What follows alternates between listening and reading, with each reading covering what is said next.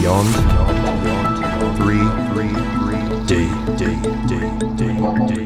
I think that one's reality is a result of your intention and your attention. It's through spiritual practice that I've recognised that my own impermanence, my own irrelevance, the fact that I'm just a person shuffling through life, I ain't really no different now from when I was a little kid. And all I want really is that I don't want that feeling in my stomach that people are being treated badly. I don't want a feeling that people are being exploited. People need to live spiritual lives, all of us. I'm a person, and it's good to have access to the infinite consciousness that is available to all people, but through the five senses is delineated, keeping us trapped on a material plane. We think reality is what we can apportion through the limited instruments of the senses, but reality is of course far beyond that. Spiritual data, we don't have the correct instruments to receive it, and we live primarily in the realm of the senses. Anything that we're describing through science, we're describing through the prism of the five limited senses. Our eyes can only see between infrared light and ultraviolet light. There's light bouncing around everywhere. Our ears can only hear a tiny decibel range, can't hear the noise of a dog whistle, can't hear any high-pitched frequency sounds.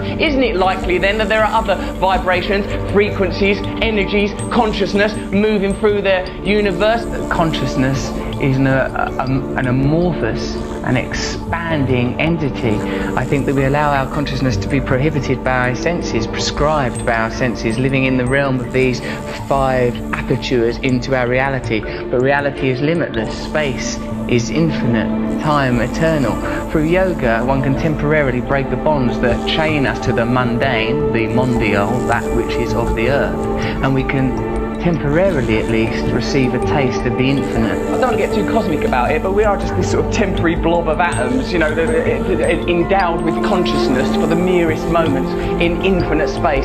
Meditation and yoga, these are fundamental parts of my life. I think it's difficult these days with religion getting such a rough ride, the Pope resigning, bloody terrorism and nonsense. It's difficult to find an access to spirituality, but we are by our nature spiritual people. If we don't have access to spirituality, we suffer as individuals, society suffers. We need to recognise at some point that within ourselves there's an infinite capacity for connection with all things. Well, I love the fact that you describe it as you have a daily access to unseen realms of power. Daily access to unseen realms of power. Not just me, everyone has that. For me, what I've discovered is that transcendental meditation is useful to me, not because of a unique set of circumstances, not because of my formerly secret brilliance, no, but because I am a human being. And it is applicable to all human beings. And what's really good about that is literally everyone in this room is one. What I say is that we're basically alright human beings. Whenever there's a disaster or an accident, people's impulse is to help one another. So I'm thinking anyone that galvanises people, brings people together and points us to the better aspects of our nature and help us to overcome our basic things like fear and desire, I think these people are worthy heroes, rather than the heroes that are nominated today, heroes that are low vibrational frequency that make us concentrate on daft stuff. So like they want you to be talking about Justin Bieber, they want you to be talking about twerking, they don't want you talking about fracking, they want you talking about twerking. They want to get on with their job, shut your mouths and watch these morons. And I know, because I've been part of the charade. But, you know, I'm awake now. Look beyond the superficial. That's the problem with current affairs. You forget about what's important. You allow the agenda to be decided by superficial information. What am I saying? What am I talking about? Don't think about what I'm wearing. These things are redundant. I'm superficial. And I don't think that we should be continuing to propagate the idea that famous people are magical and special, because it makes people feel that their lives ain't no good. And I don't think we should be living in that kind of fearful paradigm. It's that. I'm like a vegetarian. I believe we're all equal. I ain't got the right to kill. I don't kill. Like, say a fly comes in my house, I tolerate that. Because I feel like he's a fly. He's just on his journey here through life. When I'm meditating or praying, I say the infinite creative force that brings into being all phenomena and guides all life, I say, can you move through me? And things that actually work, you sort of treat them, you sort of shirk them off as if, like, you know, as if you owe them money and you don't, well, no, I've got to avoid yoga and meditation. They've been portrayed quite brilliantly by the mainstream as sort of somehow luxury. They're into luxury or artificial. or superficial. It's absolutely integral. It's absolutely the most authentic thing, more real than any of us. If people are happy, they're happy. They don't need it. If there's not a problem, there's not a problem. But I think if people have some sort of yearning or dissatisfaction or some itchy irritability, then it might be because they're not looking in the right direction for a solution, and that they should look within, and that within them there is a limitless, infinite capacity for bliss through connection to higher things. You cannot define yourself in reference to other external coordinates. You must define yourself internally with your relationship with a higher entity. Think of yourself as a manifestation of some higher thing, some higher frequency. This is the visible realization. And you know that because you can't see atoms, can you? And you certainly can't see the forces that hold atoms together. There, in the micro quantum world, Richard, lie the answers to everything. We can't understand it with our logical, rational minds, but we feel it intuitively. Get yourself in alignment with that stuff and you beam like the sun. The dead human ape has fulfilled its potential. The dead human ape has not evolved for the last 10,000 years. These are the achievements of the dead human ape. Now we must transform, become enlightened, so that we can access the next realm of consciousness necessary for our evolution. So I think we elect to ignore the spiritual at our own, and it causes a deficit for ourselves and for our culture and for our planet. I think that we are too easy to identify ourselves as individuals. That idea is fortified daily through, as we said before, the stimulation of primal desires, that which anchor us to the self, and we ignore that we're here for such a short while, that we're all basically the same as one another, we're all connected to each other, and we have a collective responsibility to look. God is not something that's about thinking you're better than someone or a reason to have a war with someone. It's that within us, beneath and beyond our identity as human beings, driven by fear and desire, defined by the realm of the senses and the material self, which is transitory, there is a divine self that is connected to all living things, that isn't part of an infinite source of creativity. You could probably describe that using quantum physics or science if you want. I choose to believe in God because I think what that is the recognition that there is divine beauty in all of us, and if we prioritise that over our own selfish material needs, then we will naturally create a culture more in harmony with our planet and we'll have a chance. I think it's one of the great sadnesses of modern life, because of our disenfranchisement and disillusionment with religion, that we don't have access to these ideas. And yoga and meditation for me is a way in the secular world of accessing very, very beautiful principles that will perhaps make us happier at a time when people feel disillusioned with the economy, concerned about the ecology, worried with politicians, don't trust what they're being told on television. We've got to let go of temporary, transient ideas like individualism. The nature of monotheistic faiths, these desert religions, is to encode us with the idea that individualism is more important than paganism, ideologies that integrally relate us to the earth, so that we know that we are integrally, indefatigably related to our environment, and we live in the service of our environment, because self is a temporal illusion. I suppose the ultimate truth is oneness, that this is a temporary illusion, that we are temporarily occupy these flesh puppets. We believe so much in our identities, we believe in our individualism, and I talk as a very sort of egotistical man. Look at my hair, look at these bracelets, look at these ridiculous boots. I'm a person who believes in the nature of my own individualism and my own identity. But on a deeper level, I recognise that all these things are transient, and what's important and what's defining are the things that we all share: love, unity, togetherness. As long as we have cultural narratives that eschew these ideas, that suppress these ideas in favour of negative human traits, greed, selfishness, lust, as long as these ideas are promoted, we'll exist in opposition to one another and will be exploitable by corporations that prey upon these negative facets of humanity. The line between good and evil runs not between cultures, religions or creeds, but through every human heart. So I recognise in myself the capacity for selfishness, for lustfulness, for egotism, and because I recognise these qualities in myself, I would prefer a culture that didn't celebrate, exacerbate, stimulate the most negative aspects of our species, inculcate them, reward them financially, till we get to a kind of a cultural hysteria where we're destroying the planet. The reality is there is one planet, there is a certain amount of people on the planet, there are a certain amount of resources on the planet. None of them things are going to last forever, so we need systems in place that acknowledge the reality, not systems that benefit elites, but systems that acknowledge the reality. People need to have access to the resources. You can't lie to people so that people in power can continue to augment and grow their own power and satisfaction while normal people are exploited.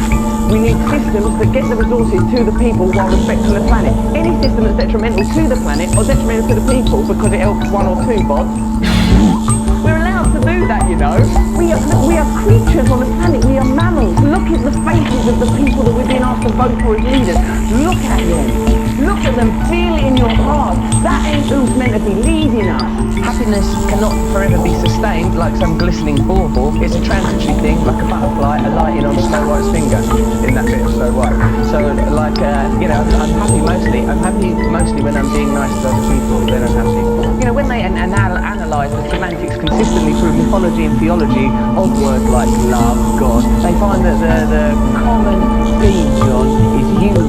That we just want to be connected to something higher. That can be another person, that could be God, that could be a relationship with nature, could even be a relationship with West Ham United. I think the important thing is to have the central tenet of your being, love, compassion and tolerance. Everyone knows that.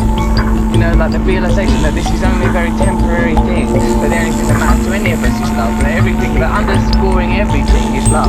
If it's a biological anatomical human condition, the idea of acquisition and survival of the species, then that 2% that distinguishes us from the great ape, somewhere within that is that divine spark that philosophers have always espoused upon and written about, that somewhere within that's the truth that we're trying to head towards. What it felt to me was like the dissolution of my idea of myself. I felt like separateness evaporated. I felt this tremendous sense of oneness. I find I'm quite an erratic thinker, quite an adrenalized person, and but through meditation I felt this sort of beautiful serenity and selfless connection. My sort of tendency towards selfishness, I felt that kind of exposed as a superficial and pointless perspective to have. I felt a very relaxed sense of oneness. I felt love. Follow me on Twitter if you want to, @RustyRockets, but basically carry on doing what you're doing, being happy in your hearts. Beyond 3D. Welcome back this week, everybody, to another episode of Beyond 3D. Indeed. Clint, how are you doing this week? You always ask me every week. I have to ask you every week because it's important. You jump in before I get a chance to ask you. Well, I'm doing very well, so how about yourself? Hang on a tick. How are you, Matt? Actually, very good this week. It's been an interesting week, especially with world news and everything like that. But personally, family-wise and everything like that, a lot of things opening up, so it's been a very good week.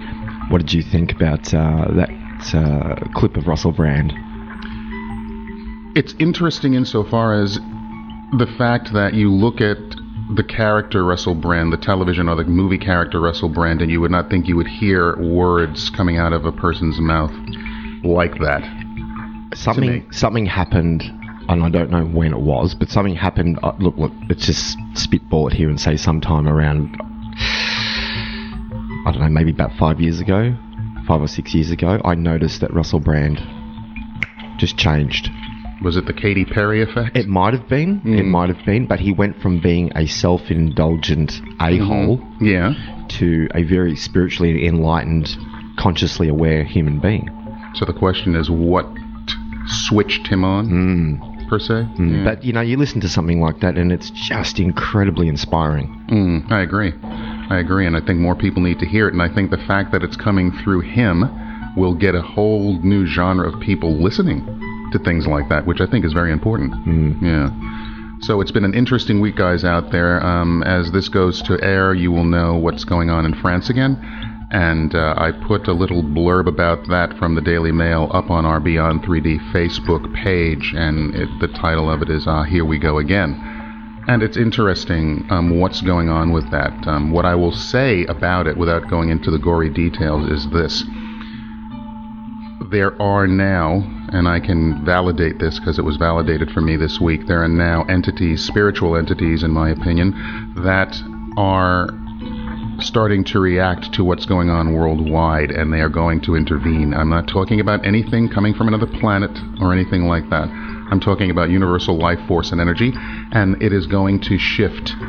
So what you are now seeing is the fact that religion, I don't care what religion it is, yes, Islam, Catholicism, Judaism, Shintoism, I don't care what the religion is that you want to talk about. What you are now noticing is it is dogma, and a lot of people are now using those religions as weapons, and it is unnecessary. It is the wrong purpose for religion. Therefore, the entities that are supposedly out there that started this are going to get a rude awakening. And the awakening is not going to come from people of this plane of existence. It will be coming in energetically from other planes of existence, because this kind of stuff can no longer be tolerated. Well, something has to give. It will. It will give. I think it's to the point now where this is playing into the hands of a lot of interesting, shall we say, people. Can I just park this for a second? You may. We just listened to Russell Brand talk about being conscious and being spiritually aware and being switched in, tuned in, tapped on, turned on, in touch with what's going on around you. Yep. Okay. Every religion says the same thing. My God will return. My God's better than your God. Yep. It's like being in primary school again, where, you know, my dad can beat up your dad. That's a good way of putting it. It's actually a very good analogy. And it's a ridiculous concept. It is a ridiculous concept, but the fact of the matter is, and I always go back to this, and this is what Lord Krishna said, abandon religion, follow me, is what it comes down to. Man-made religions are not the answer, guys, in my opinion. You have got to get out there and really start looking at what people are talking about, what people are doing. Russell Brand says it. Other people are saying it. I'm just glad now that these people that are saying it are people that have a presence in the media, a large presence in the media, because a lot of the younger folks will now listen to that and go, wait a minute, what's going on with this? That, I think, is very important. Or it sets them on a path where they go down and investigate for themselves. Research, investigate, explore, ask plenty of questions. That's the key to it. Any guru worth their salt will always say the same thing. Ask questions. Question everything, including religion, please. Can I question something? You may. Pokemon Go. Ooh. I heard something very interesting about Pokemon Go. Okay, so if anybody doesn't know what Pokemon even is to begin with, it was a card game, probably about 20 years ago, I think, where you have these digital kind of monsters or creatures, and with this card game, every Pokemon had a different ability. So some would be aligned with water, some would be aligned with fire. So you had characters like Squirtle and Charmander, and each one had a different ability that you could play off against each other. This one was worth so many points, and that one could do this kind of damage. And what they did was they created a cartoon show to support the card game.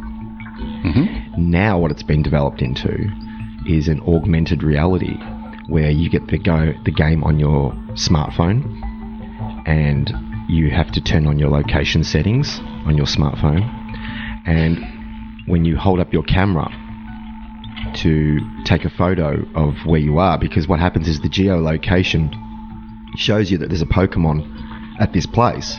Yeah. So you have to turn up, turn your camera on, and scan your camera around looking for the Pokemon, and there all of a sudden it's sent to your iPhone, and the Pokemon character comes up on your screen. So you might have your camera pointed at the local police station, or the local government building, or the local school, or the local church, and a little Pokemon will come up, and in order to capture him, you have to do something with your smartphone. Usually take a photo or capture it that way in your little Pokeball, which comes up on your screen. The interesting thing is that the NSA has their finger in this Pokemon game.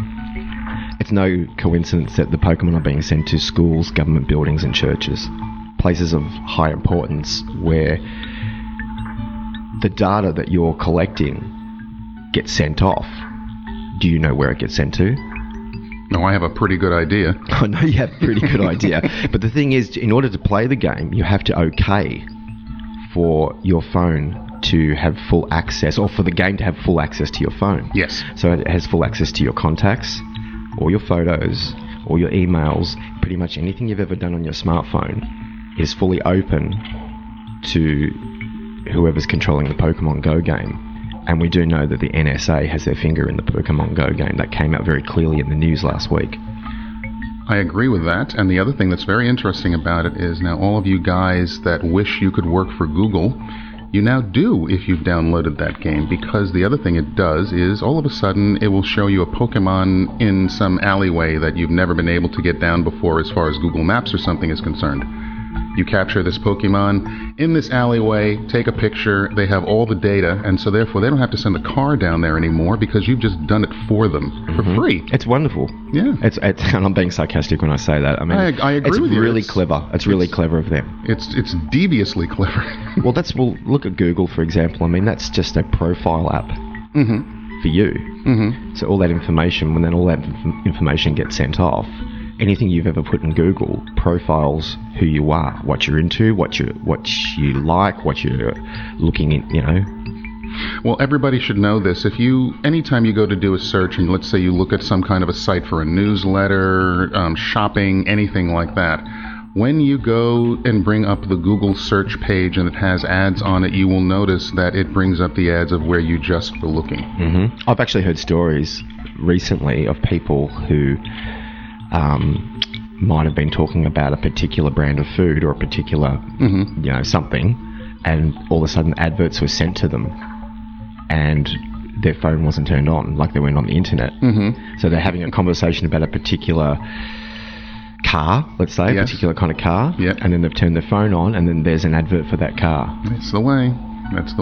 We're being watched. I mean, basically, we have our own little tracking device and everybody has them these days. What is it, 5 billion smartphone users now worldwide? So you have 5 billion tracking devices being used for humanity worldwide, and certain companies like the Googles, like Apple, and entities like the NSA have that information. They have that data. They can use it any way they see fit, and so we have to be extremely careful in everything that we're doing. Now, the other thing that was said on a U.S.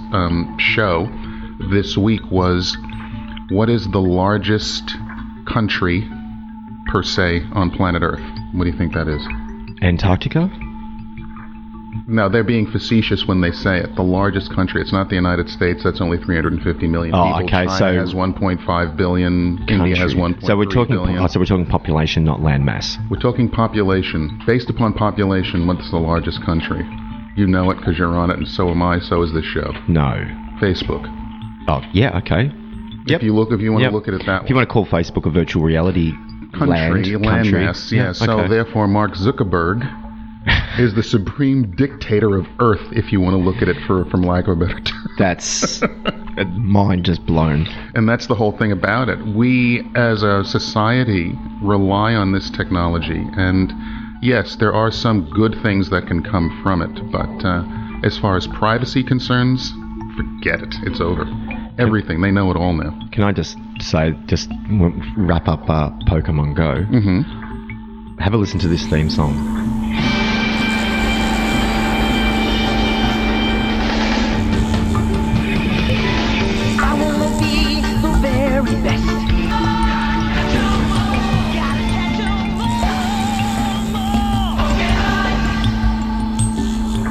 So, that's a theme song about being a poacher. Jeez. You've got to catch them all. You know, what kind of message is that sending to kids? Go out and catch as many. Well, look, my daughter has downloaded it, but she has not used it yet. Okay. I told her, do yourself a favor. And don't. Just take it off the thing. Don't even worry about it. Don't be a poacher. No, not at all. Beyond 3D. Welcome back, guys, to this edition of Beyond 3D. Everyone out there knows this, so we'd be remiss if we didn't mention it. We see what's going on as far as the so-called terrorist attacks in Europe right now. What you're looking at, in my opinion, Clint, is the fact that there is a vie for power, a vie for global domination, in a sense. Not necessarily negative all of the time. I mean, we know what's going on with elections here in Australia. We now have government again. We know what's going to be happening in the United States in the next 3 months, depending on, I think the big thing in the United States from the election standpoint is about who will be the vice presidential choices of the two main candidates. I've heard that Donald Trump's looking at a particular general as his vice president. I think he had 4 people on a short list or something like that that are going to be looked at. So, but it's irrelevant anyway. He's not going in. It doesn't matter at this point in time. But now here's the thing that you'd find this interesting, Clint. Internal polling and scientific polling that does not necessarily always reach the light of day in mainstream media is actually showing either neck and neck between Trump and Hillary Clinton or Trump 2 points ahead. They've got to do it that way. Yeah. They can't do it so that Hillary looks like it's a landslide. They have to make it look competitive.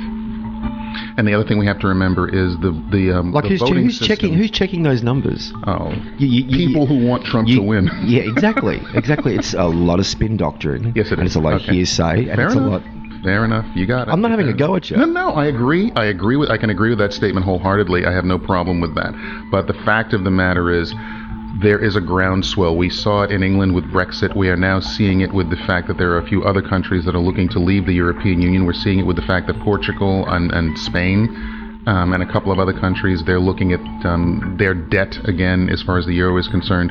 We are seeing it now in the South China Seas with some board or something that doesn't really mean very much, probably a UN entity, is basically saying that China cannot possess those islands that they've just built down there, and it's in Filipino territory. Yeah. A lot of this stuff is going on now. So people are vying for control, and they're vying for control over populations and areas on the planet. So what usually happens is the so-called elitists of the world overplay their hand, and then they have to go back into the shadows for a while. So I expect that to happen again. Elections in the States, it doesn't matter whether it's a Hillary Clinton or a Donald Trump. A very good friend of mine high up in the Republican Party says he likes some of the choices for vice president, but he will still never vote for Donald Trump. Vice president's more of a toothless tiger, though, aren't they? The vice president is the president of the Senate. Mm-hmm. The vice president under section 25 of the Constitution, if anything happens to the president, takes over that job as well. If you see a person like Newt Gingrich become vice president, don't be surprised if you see a couple of assassination attempts go forward. That kind of thing is going on. Based upon what happened in Nice, France, you have President Hollande of France and the Prime Minister of France also touting the fact that, people are just going to have to get used to living with terrorism and things along those lines. But it's just a shame that people can't look at what Russell Brand said and start looking at the world in a different way. They are so entrenched. Look internal, not externally. They're so entrenched in the external religious aspect of things and trying to control their families and other people that they don't look internally and say, wait a minute, we're all from the same being, that same universal being. Why the heck do we have to separate each other all the time? Now, you're trying to organise an interview with a wonderful, wonderful woman. Oh, yeah. Who very much preaches from that religion.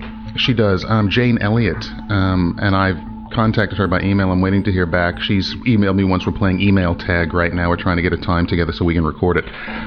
This woman came up with a very interesting experiment about something along these lines. And what she did was went into a classroom and used eye color to differentiate or separate people. And so she said the first year she did it, the brown-eyed kids were those that were smart, intellectual, reliable, and the blue-eyed kids could not be trusted, counterintuitive. She did all this stuff to them.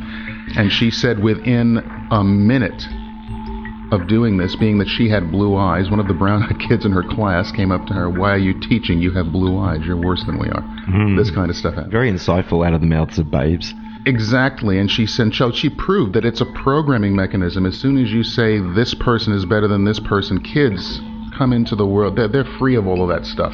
You're programming them. And she basically talks about the fact that the education system, not just in the United States, but worldwide, is programming kids. It's indoctrinating kids. It's not teaching.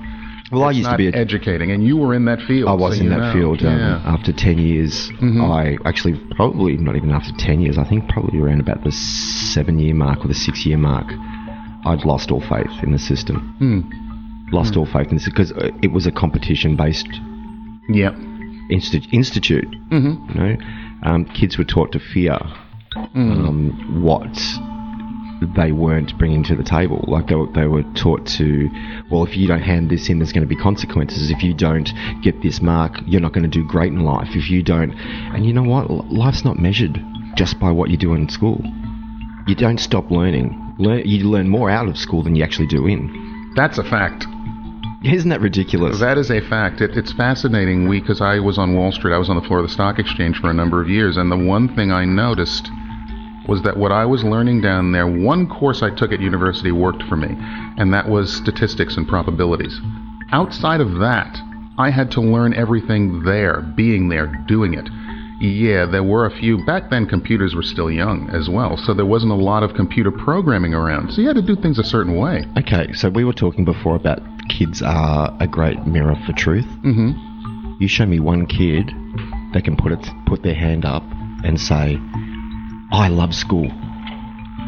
Some, not all. Not all. But don't you think that if it was such an amazing place, so highly engaged, kids could be so highly engaged by going to school that you'd hear the majority saying, I love school, and not the minority? I agree with that. The thing is... Well, that tells me straight away that there's something wrong. Yeah, there probably is something wrong, but what I think is going on is, do you remember this? And I know you've gone through this, Clint. You were in school growing up, and all of a sudden, a teacher took you and did a class, and it actually opened up your eyes. For me, that was a class we did. It was ecology. And what we did was we actually went outside to the beach, out in the sunshine, and what we did was we looked at the ecosystems in and around the beach. We looked at the wetlands, we looked at the sand, we looked at everything that was going on around us. Every single kid in that class came back and was elated. The teacher asked us to write an assignment up. Nobody was late with their assignment. Everybody was so engaged with what they were doing. I can tell you why. Yeah, go for it. I'd love to know this from a teaching standpoint. Because you're using all your senses. Okay, you're using your, I don't have to go through all your five senses, but you're using all your five senses. Right, they're engaged. So you're totally engaged. Yeah, that's it. When you're told to be at a classroom at a particular time, to sit down, be quiet, and you're expected to tune in.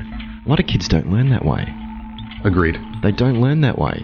And so immediately you're butting heads. Agreed. We were talking about Jane because we're talking about... We're talking about Jane because she had done some great experiments in and around schooling. She was there during the time of the civil rights era. That's right, but we were talking about Jane because we're talking about spirituality and religion and kids being innocent in regards to that they don't have that programming. Yes, they get indoctrinated into it all, yes. Yeah.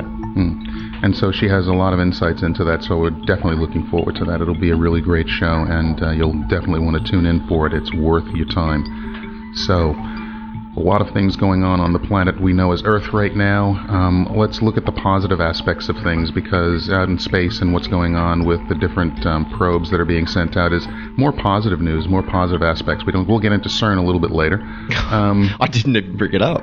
Yeah, well, you have to bring up what our sister show's Steve Meyers brought up about a certain scientist going poof. Soul to soul, on soul to soul. Yeah, that's interesting. But a lot of things are going on, in my opinion, that are positive. Normally, you wouldn't have NASA releasing a lot of information about what's going on with a lot of the probes that are going up into the atmosphere and things like that now. There's a lot more information coming out about what's going on in this solar system. Some people say the reason is because Nibiru has been found and they cannot refute it anymore. They're looking at Jupiter, and the information that should come back from that gas giant should be fantastic insofar as I don't care about the origins of the solar system. We're here. Hang on a minute. It is just totally...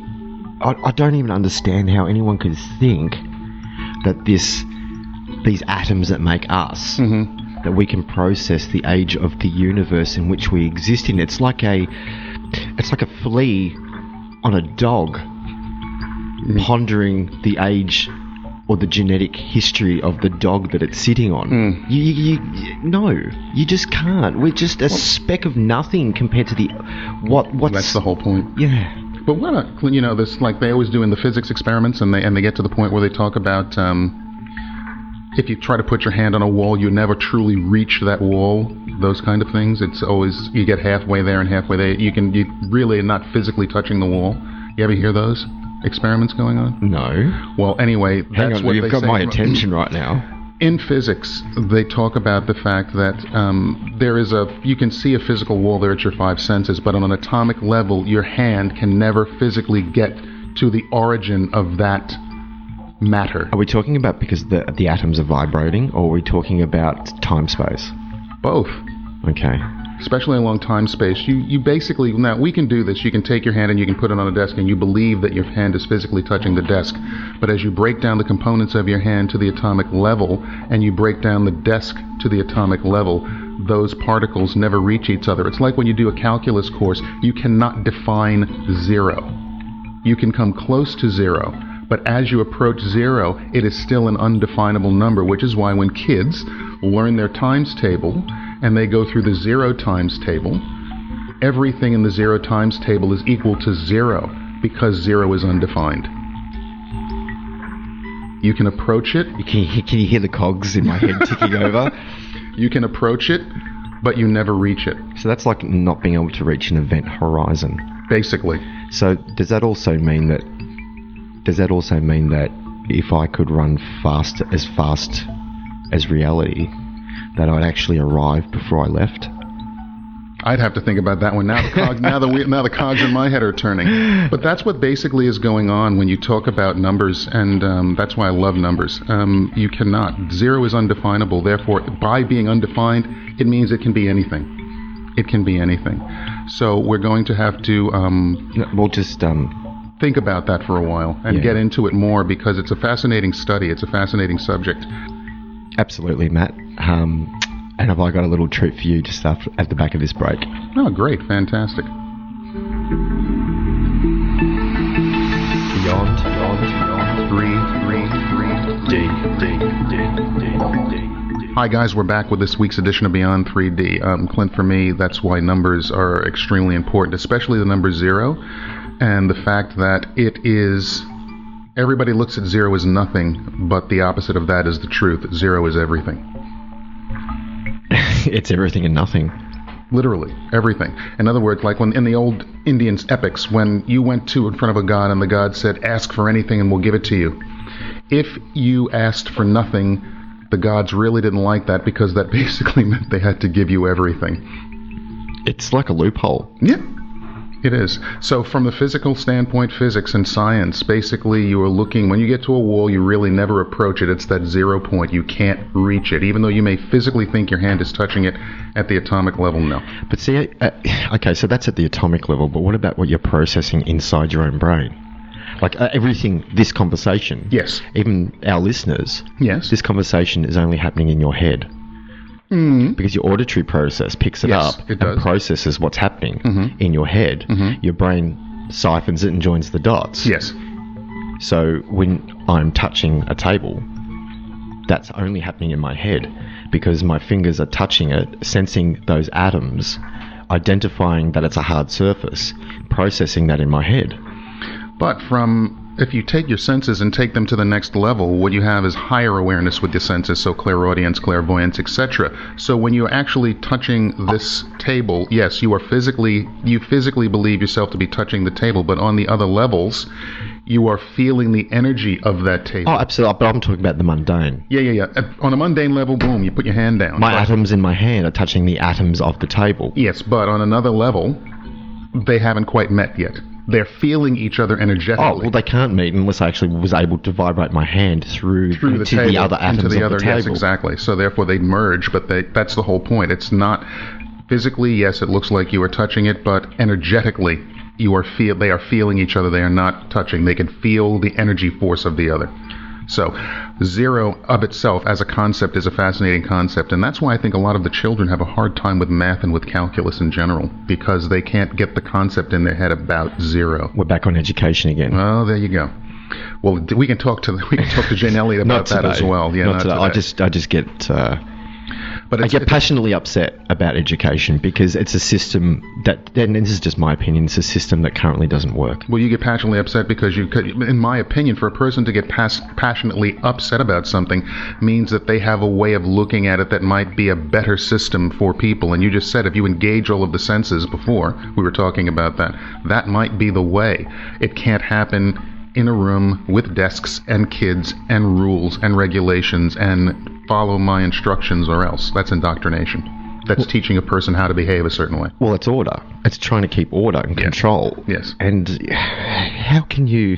Look, what's the average classroom size these days in Australia for kids? Usually around the high 20s. Well, 25 to 30, not 30, 20, let's say 20 to 25. So, you expect the expectation is that you're walking in there as a leader of those 20, 25 Yes. children. Yes. And control them. Mm-hmm. I don't want to control anybody. I want to teach and engage. I don't want to engage. You want to share experience. The system at the moment is all about control. Yeah. Well, you want to share experiences and allow them to grow. And that's what, at the end of the day, for me, that's what education is. It's not about what you learn, it's about how you learn. Education should be about teaching you to learn so that you are able to sustain your own learning when you leave the institutes. It's fair enough. Anyway, but, we can get into a big conversation. No, I don't want to. Something popped into my head, but I'll leave it. Here we go. This is where I get to push your buttons. Believe me, this time let's just table it and we can talk about it when we talk to Jane Elliott down the track. That'll be a better way of doing it. Okay. So that's the whole zero aspect of things. Everything. It's not nothing. Think of it as everything. Now, speaking of engagement, yes. What do you know about contact in the desert? Quite frankly, I have heard of it before. Joshua Tree in California. Yes. Well done. And the reason I know about that is because I've been to Joshua Tree in California. I haven't. It is a phenomenal, energetic area. There was a group called Nevada? California. Okay. There was a group of people way back when, not that far back, 70s, 80s, called Mental Physics. And there was a guy named John Dingle who was a reincarnated Tibetan monk. And they used to go to Joshua Tree and hold their meetings there. And it was very fascinating insofar as they were doing a lot of spiritual work. And so the area in and of itself has been known for spiritual connectiveness. It's also not that far from Edwards Air Force Base. Mm-hmm. And so a lot of times when you go there... What's significant about that though, Matt? Edwards Air Force Base is where the space shuttle lands. And...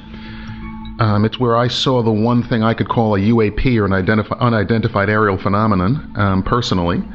And what else? I don't know. What are you thinking about it? A lot of things come out of Edwards Air Force Base. Yeah, but here's the thing. Okay, my quick UFO experience or UAP experience, I saw this huge black triangle the size of half a football field fly over my head. I was with two people.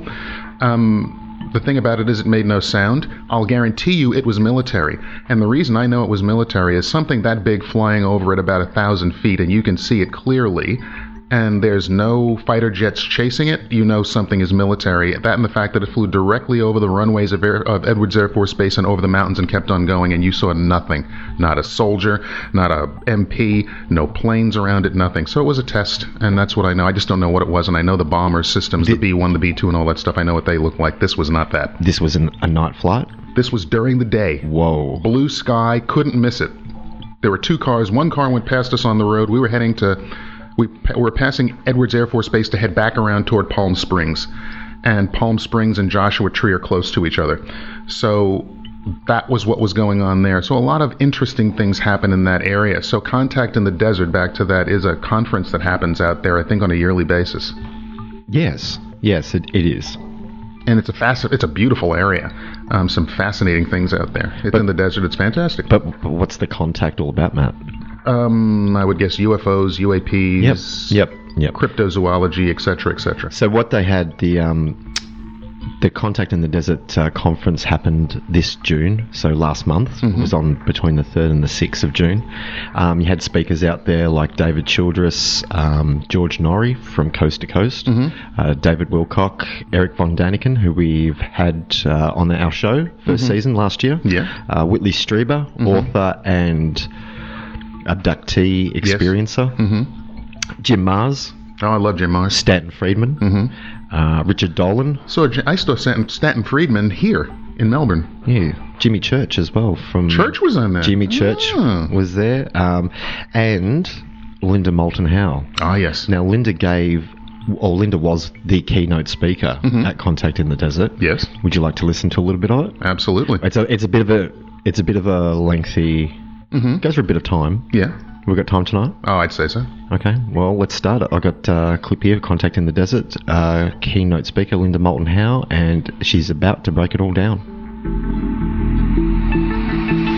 Beyond,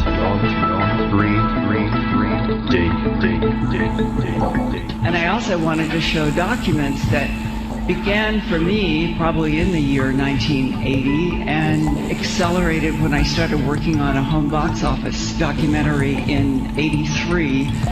And that's what took me to Kirtland Air Force Base and the meeting there with an Air Force Office of Special Investigations agent who handed me, to my surprise, about a 10-page document that he said, "My superiors have asked me to show this to you. You can read it, but you cannot take notes, and you have to move to that chair." Now, it was a huge office, and it was a big desk, and it had on some commander's name. And I was so green at that time, even though I had done A Strange Harvest, and I had worked so hard, 18 hours a day, 7 days a week, going out into the fields trying to photograph, get people on the record who were ranchers, who were sheriffs, who were telling me off the record, "Lynda, the perpetrators of animal mutilations are creatures from outer space." And I went through an Alice in Wonderland mirror time where I lived a kind of professional life of grace, married, child, dogs, cats, the life that all of us would say was, yes, a normal human life. And when I went through that Alice in Wonderland mirror with sheriffs first saying the perpetrators are creatures from outer space, I had no context to hear that.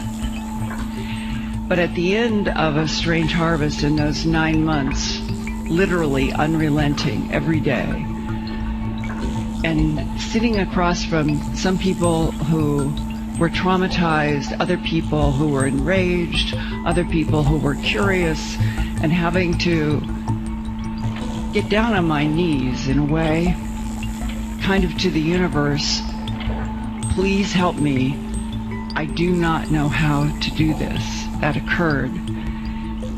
And out of that, to this day, I have found that trying to investigate animal mutilations that led to the human abductions, that led to circles and patterns in the ground in the pastures, that led to all kinds of medical and forensic and scientists that I have worked with, that have led to people who were frustrated whistleblowers inside of the government. Slowly but surely, up to this day, people who actually have firsthand knowledge have come and shown and discussed and tried to explain to me why this is a subject that cannot be explained to the world. And every single time, military or intel, that somebody has said to me, there is no way that we can ever tell this story to the human public.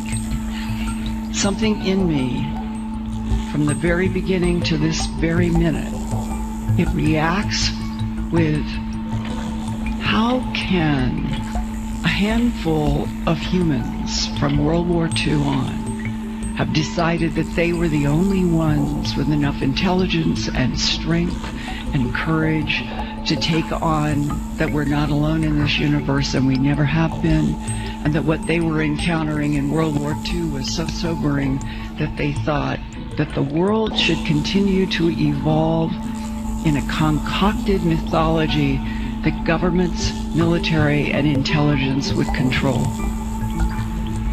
And I stand before you this morning wishing that I could give you bottom line answers. But what I'm going to try to do in this presentation, it is the beginning of a kind of an arc that goes to the workshops.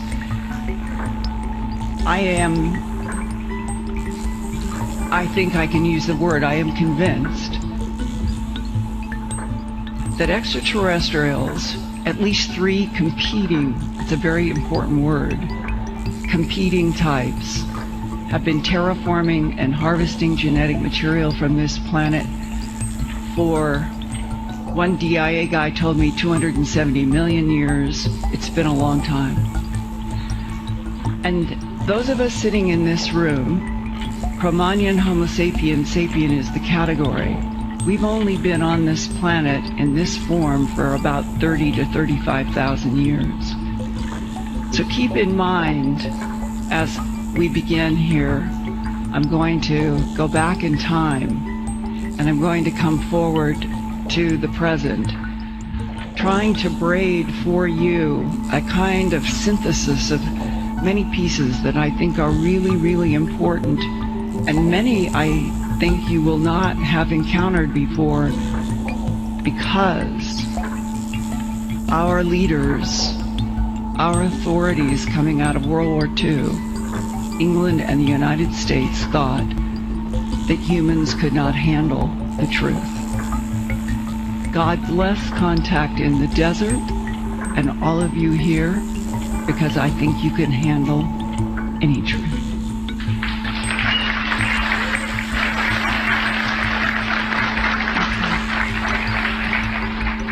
And Earthfiles.com, this is the news website that I've done since 1999. It now has almost 3,000 in-depth reports, 60-some thousand images, documents, clear, digital. The archive is huge. I use it all the time myself as an encyclopedia.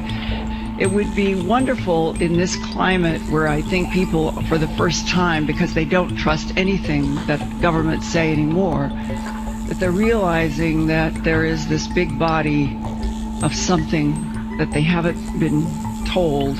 And so I am grateful that we have Contact in the Desert, and that you all know that I am struggling to break through, or at least crack, what are policies of government denial that have been used since World War II to deliberately, every day and every hour, keep the public and the media ignorant on purpose. And in fact, on July 15th, only a few weeks ago, a NASA panel on the search for life in the universe gathered in Washington, D.C., where NASA Administrator Charles Bolden showed a slide that was entitled 10% to 20% of known stars have Earth-like planets in the habitable zone. Now that is one hell of a sentence coming from NASA. 10 to 20% of known stars have Earth-like planets in the habitable zone. NASA's Administrator Bolden said, quote, "It is highly improbable in the limitless vastness of the universe that we humans stand alone," close quote. And further, MIT physicist Sarah Seeger said, quote, "We believe that we're very close in terms of technology and science to actually finding another Earth and signs of life on another world," close quote. When your authorities began saying these words at press conferences in Washington, D.C., I think that they are trying to plow the ground for the announcement that we've all been waiting for, that we're not alone in the universe. And I think that the CIA, NSA, and MJ-12 with NASA, which NASA has always been under the thumb of the CIA, if you were not aware, that they want this discovery of life to come from a distance, Mars, Enceladus, maybe another planet. Then it's safer. And the reporters will have all that first round of questions, but it won't be here. These circles in stone and dirt found around this planet going back at least 15,000 years in South Africa are residues of other intelligent life in the cosmos interacting with and terraforming Earth. These ancient South African stone circles can only be seen from the air. Their location is west of Maputo and north of Swaziland. Going forward in time from South Africa's stone circles to 12,000 years ago, we come to the mysterious circles of tall limestone pillars in Göbekli Tepe in southern Turkey. And then jumping to India, this is a 10,000-year-old rock painting of a hairless being with large black eyes, 4 fingers, and 4 toes. This extraordinary gray extraterrestrial-looking being was recently found in the Chirama, India region, 1,100 miles inland and northwest of Mumbai. Indian archaeologist J.R. Bhagat told the Times of India on July 15, 2014, quote, "These rock paintings are done in natural colors that have hardly faded despite the years. Findings suggest that humans in prehistoric times may have seen beings from other planets," close quote. The Times of India points out that in the village of Chandeli and Gotitola, where the cave rock paintings have been found and photographed, these are villages inhabited by people who tell about their ancestors, Rohila. The Rohila translates as the, quote, small-sized ones, close quote. The villagers describe the Rohila as landing from the sky in a round-shaped flying object and have taken away 1 or 2 villagers who have never returned. This is the oldest abduction case that I have heard about. I was reminded by those 10,000-year-old yellow gold coverings and the large rounded heads of a large-headed, gray-skinned being encountered during a November 1980 abduction of a couple in Colorado. The husband artist said that the skin was actually the color of the gray drawing paper, not the flesh-colored pastel that he reached for under deep hypnosis and used to sketch the being. This one is a type with a pear-shaped head that government insiders have said that is an eben. When we talk about an eben, that's what they are, pear-shaped. They're still gray-skinned. These are the ones that make the menagerie of all the other grays that have the big black eyes of various characteristics and sizes. This particular being, this eben, has 4 long fingers, but they're not shaped like our hand. These 2 are very long, and these 2 are shorter. Beyond 3D. Now, in this rock painting that has just been released, this information, Professor Bhagat said, quote, "The fan-like antenna and 3 legs of the vehicle clearly show a similarity to UFO-type craft," close quote. Professor Bhagat is in the Chhattisgarh State Department of Archaeology and Culture, and he is asking NASA now to help research these rock paintings that have been carbon dated to 10,000 years ago. The Colorado abductee artist also sketched this craft with glowing orange light and windows on some sort of struts, and this was emanating a beam of orange light coming out of it, which reminds me again of what has been discovered in those caves in India. Well now, so we've been at 10,000, let's go to 9,000 years ago. These are only visible from the air, and they look so much like the South African that Michael was showing us yesterday, but these are in Saudi Arabia, in Syria, and Jordan. And these are from an Australian project in which they have been trying to look at these politically difficult lands for the last 3 or 4 years from satellite and using Google Earth. And what they are finding are hundreds and thousands of these, just exactly like South Africa. This is reinforcing the issue. Are we looking at self-activating software that is incomprehensible to human minds, and that these patterns that are perhaps all over the planet have been put there by extraterrestrials in order to accomplish something that may relate to energy, communication, or something that is beyond our understanding? And now, another place that Michael talked about yesterday, Nabta. This is in the Nubian Saharan desert of Egypt, and this goes back 7,000 years ago. This was a standing stone circle that was erected, and researchers have discovered 6 megalithic standing stones at the center of a circle made of 24 more stones for a total of 30. And like the spokes of a wheel, alignments radiate outward in what is thought to be an astronomical calculator, reminiscent of the great stone circle of Stonehenge in England that emerged 2,000 years later after NABTA.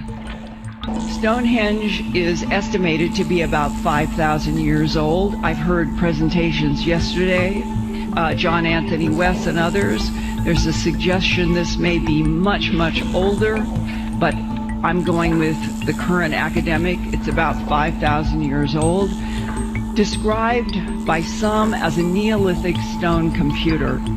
Astronomer Gerald Hawkins, author of Stonehenge Decoded, detailed analysis that showed that this stone computer could accurately compute many different cycles of solar and lunar eclipses for a period of 300 years before a simple adjustment was needed for another 300 years of detailed eclipse accuracy. Further, modern-day research demonstrates that Stonehenge resonates, quote, much like blowing over the top of a bottle to make it hoot, or like running a finger around the top of a crystal glass. This would work by making the air in the space vibrate at its fundamental resonant frequency. Measurements of the diameter of Stonehenge indicates that its fundamental resonant frequency is about 10 hertz. 10 hertz raises this question: why so well matched to a frequency that is an alpha wave pattern in the human brain?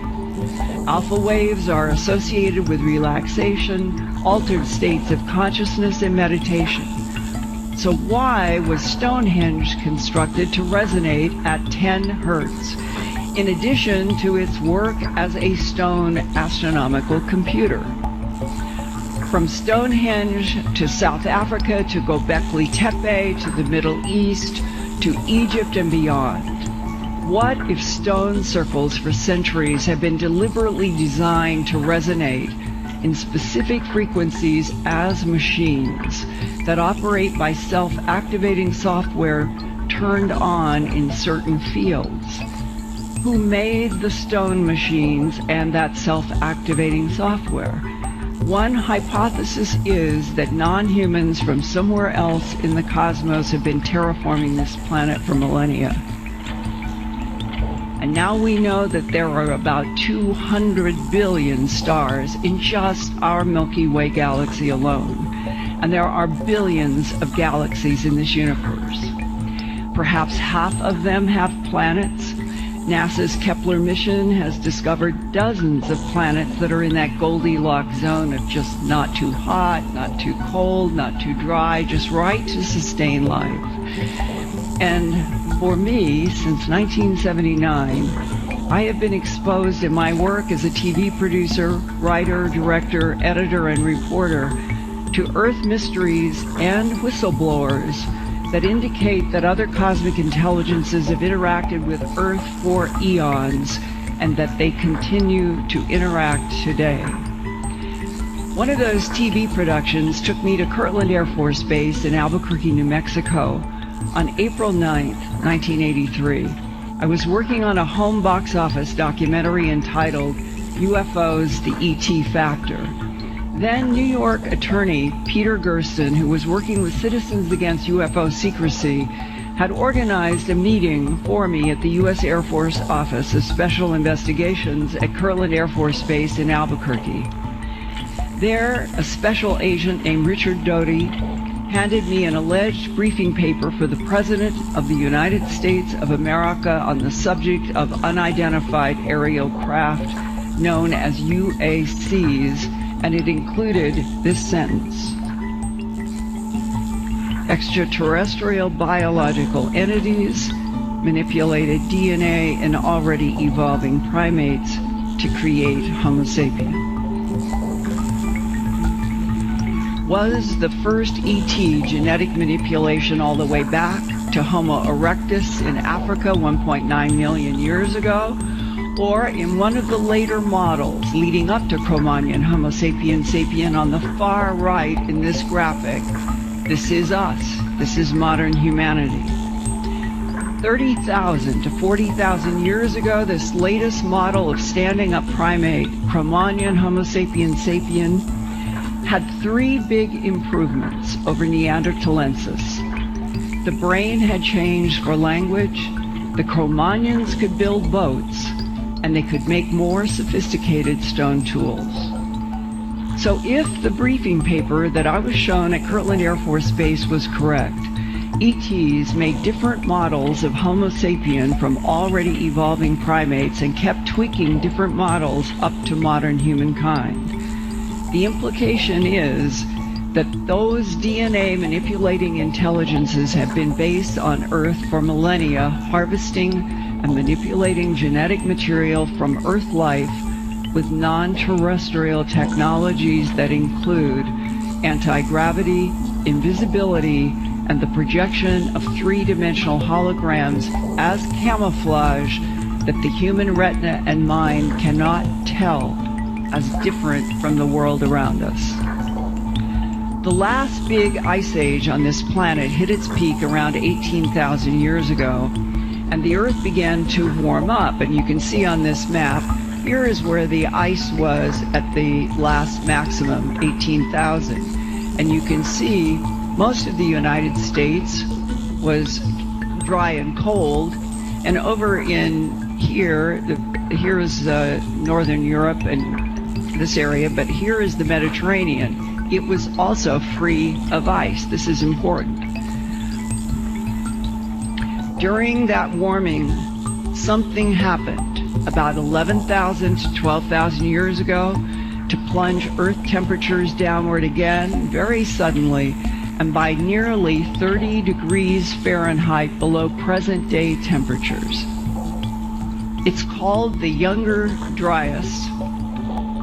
It was a cold snap. It lasted 1,500 years, and in North America, all over hundreds and hundreds of square miles, they have found this is what's called carbon mat, and inside of the carbon mat are nanodiamonds and iridium. Iridium is a material linked to impacts from outer space, and the hypothesis is that one or more comets and or meteors collided with this planet on the North American side and caused fires and dark skies around the entire Earth for at least 5 years. In that cold darkness, 33 large animal species went extinct in North America, including the woolly mammoths excavated from tundra, still preserved with buttercups in their mouths, freeze-dried. And that means that these big animals were quick frozen also in something that happened very, very rapidly. Saber-toothed tiger skeletons have been found with their spines twisted 180 degrees by some unimaginable force. At the same time that all this chaos was happening in North America, on the other side of the world is a place called Göbekli Tepe, 9 miles northeast of Şanlıurfa, Turkey, near the Syrian northern border. Here is a satellite map that shows in a yellow pin, this is the marker at Göbekli Tepe in these remote hills northeast of Şanlıurfa, and the Urfa Museum, which is now vital to understanding what is happening in Göbekli Tepe. It is interesting that this region's water comes from the ancient Euphrates River, and that is the longest river in Western Asia. Beyond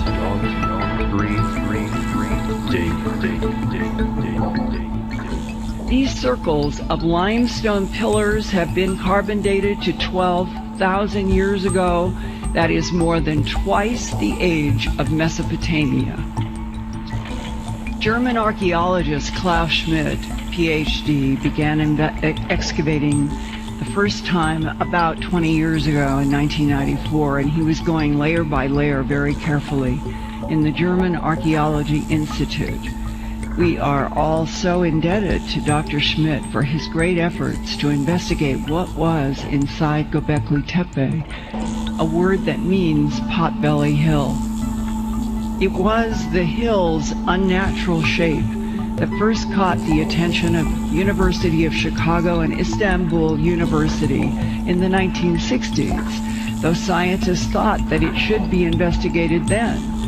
Dr. Schmidt repeatedly measured carbon samples to at least 12,000 years old. No one is arguing with that.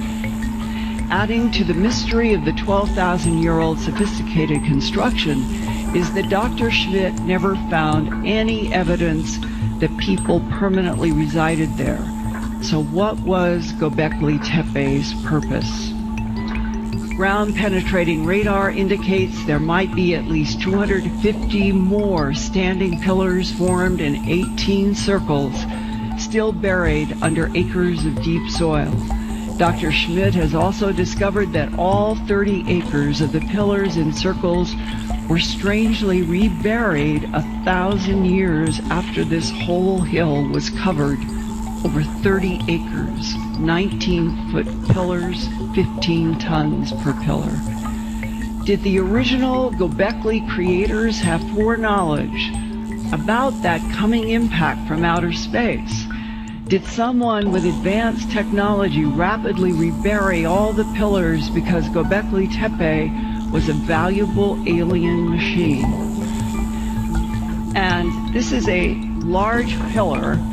On that altar pillar is a long-bodied animal that does not quite match any known Earth animal today. And this is the pillar that has the two long arms coming around, clasping these fingers in the front, and it has this odd belt. The arms end in 5 fingers outside that clasp the pillar, and below the hands in this belt, these band of symbols have been analyzed by linguists, and they do not recognize this. This is still unidentified. They're symbols, but not known what they add up to. And keep in mind the 5 fingers on the outside of this column. I'm going to come to something else very interesting in a minute.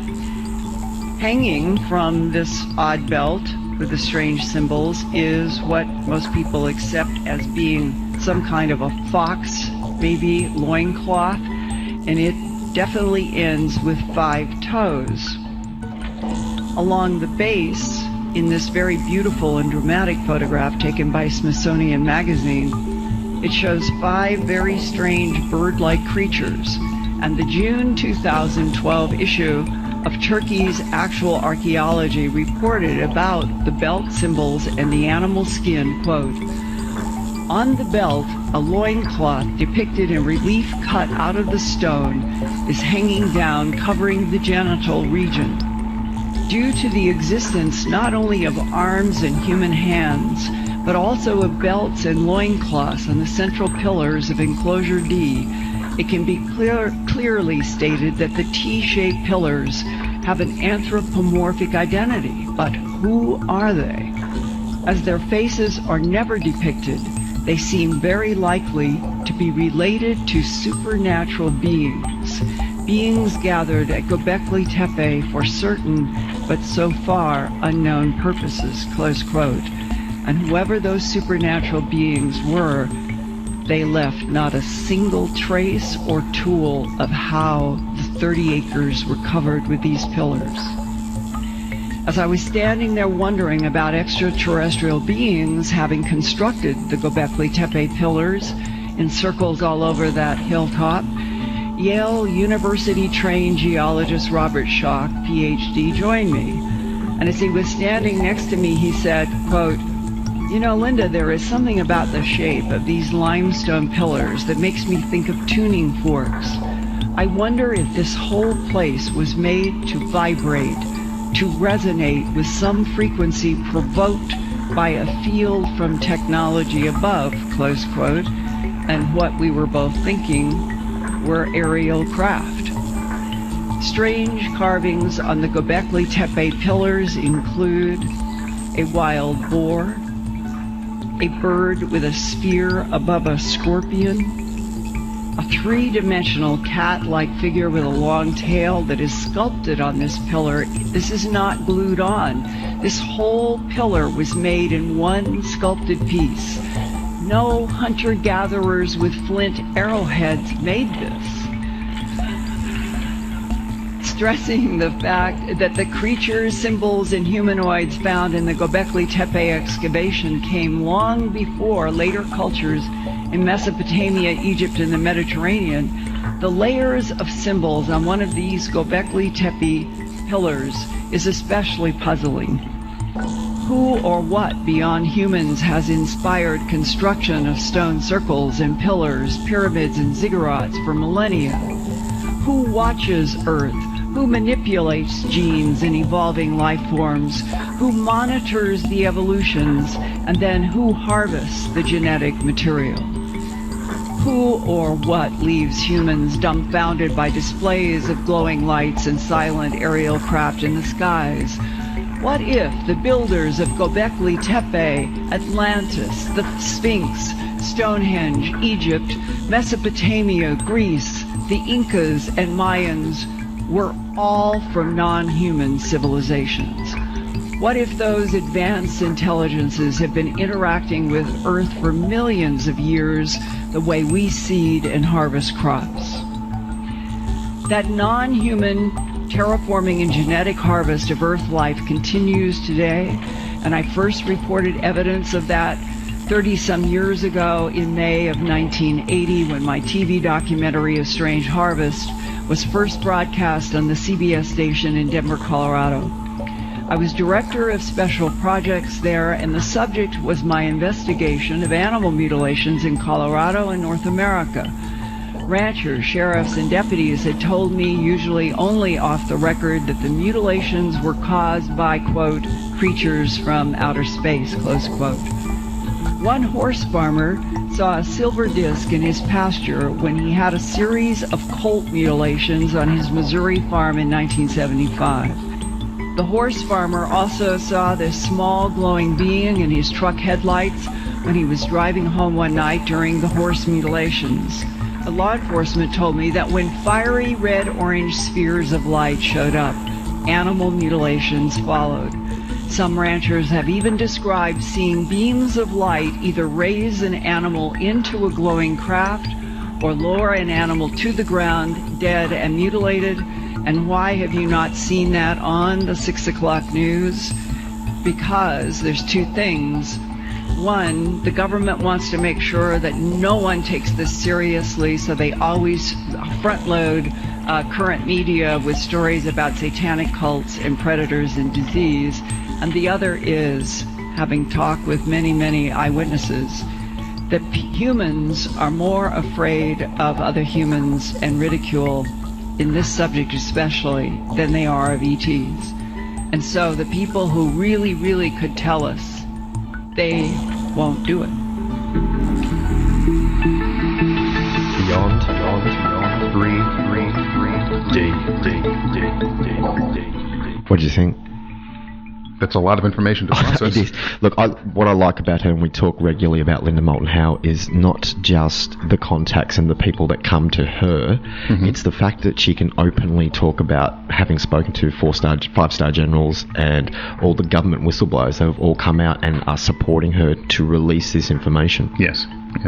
I think that's pretty pertinent. Oh, it's very pertinent. The other thing I just heard, aside, Hillary Clinton is supposed to be totally around the UFO whole phenomenon and is going to release a lot of information on it as well. What do you think of that? I think Hillary is a toothless tiger in regards to that. Because plenty of presidents have come before her and it's above her. Yeah. She might stand there and say, I'm going to look into this. She becomes Madam President. When she becomes Madam President, those doors will be shut. She doesn't have the key to open those doors. Kennedy tried it, got him killed. Who else tried it? Name one. Ronald Reagan tried it. Well, hang on a sec. Jimmy Carter tried it. Wait. Whoa. Back up the track. Yeah. Kennedy. Kennedy tried it. Yeah. Got assassinated. Yes. Marilyn Monroe knew about it. Mm-hmm. Got assassinated. Yeah. Now that's not hearsay or speculation or urban myth, Dr. Stephen Greer has the documentation that shows very clearly that Marilyn Monroe knew about it and that she was taken out for that particular reason. Who else? Bill Clinton openly said he was going to do something about it, and then door shut. Barack Obama, I think Barack Obama is the closest president who has over time been pushed and pushed and pushed, and he's, jokingly talked about it. But I think the last time he was asked about it, his statement was, "I cannot talk about it." Yeah, I think they know that, and this is the whole thing with any of the people at that level. Think about it this way: they are basically an executive. That's all it is. It's the CEO of the United States of America, the president, in a general term. Now they may be the commander in chief, but that's it. Outside of that, they really have no authority to go into these projects, especially if these projects are handled by private concerns, private companies. But back to Lynda Moulton Howe and Contact in the Desert. It's fascinating to be able to hear a person of her ilk talk about what's going on in secret space programs, government projects, and things like this, and also the private sector and what they're doing. So I love it. Well, the fact that she can openly talk about what species of extraterrestrial, interstellar species of humanoid is working hand in hand with an American government, quite openly saying that. And there isn't anybody who has any kind of authority in this field that's coming out and saying that she's wrong. Fact. Nobody's saying that she's wrong. And a lot of those people I just mentioned before, who are very high-end, top-end quality people that have had experiences, who have written books, who are world authority. They wouldn't call themselves world authority, but because of what they've done and what they've experienced, they are at the spearhead of getting this information out. They all support. It's not like Lynda's gone and investigated all this stuff on her own. It's more of a collective. All these people working together, all coming out and saying the same thing. She was just the keynote speaker at Contact in the Desert who, when you're running a seminar like that, you get fresh people that turn up that aren't aware of a lot of those facts. Whereas you'd get people that turn up at that seminar who would know quite a bit about what she's saying already. Yeah, you would. Everybody has their experience, but when you get together and they can collate that information. And if that was the first time you've ever heard that and you're sitting there scratching your head thinking, what did I just listen to? I'm sorry if that made the hair on the back of your neck stand up because it smashed your reality. I apologise. If that's the first time you've heard that and you're if you're feeling a little bit uncomfortable about what you just heard, I apologise on behalf of reality. Life. It's the way of the world. Well, at least what we're trying to do here, at least, is get people to be aware of the fact that there's a heck of a lot more than what goes on. A lot more goes on beyond your five senses than you could possibly imagine. Well, like I said, I've said it many times before. I've got friends who I love absolutely dearly with all my heart, who live in a bubble, and I can't get them out of that bubble. It's not my place to get them out of that. No, it's not your place. It's not my place. I want them to be free. Yes. And I've got one friend who's incredibly trapped. He's incredibly trapped, and he cannot see the tip of his nose on his own face because he's so trapped in that bubble. And I'll bring up things and I'll talk about just little, I make the mistake sometimes of talking about little, if I mention the Paris bombings or something like that, he would only give me his version of it based on what he read off the front page of a blue-collar newspaper. Right. Which isn't real news. No. But all you can do is lead the people. You can lead a horse to water, but you can't make him drink, so you lead the horse to water. You know what you can do? What? You can make him thirsty. Then they'll have to drink. Interesting. But Contact in the Desert is fantastic. The fact that there are people that get together and try to share the information is fantastic as well. So, guys, if you're in the U.S., and you get to go to a conference like that, it might be worth your while to go to something like that. I think Dr. J does that. Yes, he does. Yeah. Sometimes he does Contact. Yeah, it's fantastic. Really good stuff. Well, I think that's about it for this week on Beyond 3D, guys. It's been an absolute pleasure presenting this to you. Clint and I love doing this show on a weekly basis, and hopefully more and more of you will continue to listen to the show. Check in on our Facebook page. We put a lot of posts up on things that are going on and news that we believe is pertinent and things that can help open your mind up to what's going on this planet we call Earth. And we'll continue to do so, and we're going to expand it over the next months and add a lot more content in with websites and newsletters and things along the lines that will help you become more informed. We're going to start in the Southern Hemisphere and work our way north. We don't, you and I don't have almost no free time during the week. I mean, we very rarely talk to each other until we get to the weekend. Exactly. So, we talk about things that we want to do. And, I've got so many podcasts I have to put up that I have not just had, I haven't had a chance to scratch myself. I hear you. And this is the whole thing. But a lot of people that do this genre in this genre, like Steve and Patrizia over at Soul to Soul as well, it's a labor of love. We are passionate about it. So therefore we do it. And we would just love for it to be a full-time thing. And that way we can really concentrate on it and grow with it. So we're looking into things that can make it more of that'll free up some time for us so we can concentrate more on shows like this and getting the information out to you, because it's the most important thing we can do, because this is the stuff that lets you spiritually evolve as well. So, and that's what it's all about at the end of the day. Absolutely. I mean, you're on a spiritual journey. I'm on a spiritual journey. I'm trying to open my consciousness, and I dare say I'm a different person than what I was 3 years ago. Absolutely. And this is the whole thing. And if we can open up somebody else's... That's what we're here for. Well, at the end of the day, you and I about holding people's hands and showing them lots of different information about lots of different things and setting people off on their own journeys.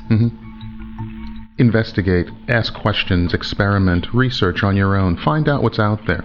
Internet's full of great information, but do yourself a favor, go to a library, sit down and read one of the books that these people have written, because it's better than just looking at an article on the internet sometimes. So engage yourself, engage your senses fully in it, and see what happens to you, because the energy outside will support you as well. I think that's all we've got time for this week. Indeed. We started the show with Russell Brand. I got a little treat for you. Okay, what? I got Russell Brand talking about his interaction with Tom Cruise and Scientology. Ooh, nice. Guys, enjoy your week. We will catch you next week for another edition of Beyond 3D. Take care, Clint. You take care too, Matt. And this little clip is tongue in cheek. It's not poking fun at Scientology. I'm not. Russell Brand does. Fun. That's the way. Have a great weekend, everybody. Take care. Bye-bye. Bye-bye. You did the movie Rock of Ages. I was in that. With Tom Cruise. He was there. You got to know Tom Cruise a little bit. There was something that bothered you about Tom Cruise. Is that correct? Firstly, he's a glorious man and he's very kind and sweet. Yeah. That's what you say if you want to continue to work in the film industry. Now, I was thinking he's a member of that a religion called Scientology. I thought, I'm interested in that. So every so often I'd say things like, Tom, sometimes I'm a bit lost in life. See if he would try and get in. Sure. He'd go, yeah, I don't know, read the Bible. You know what I mean? Tom, I wish I had a way of thinking more positively about the future.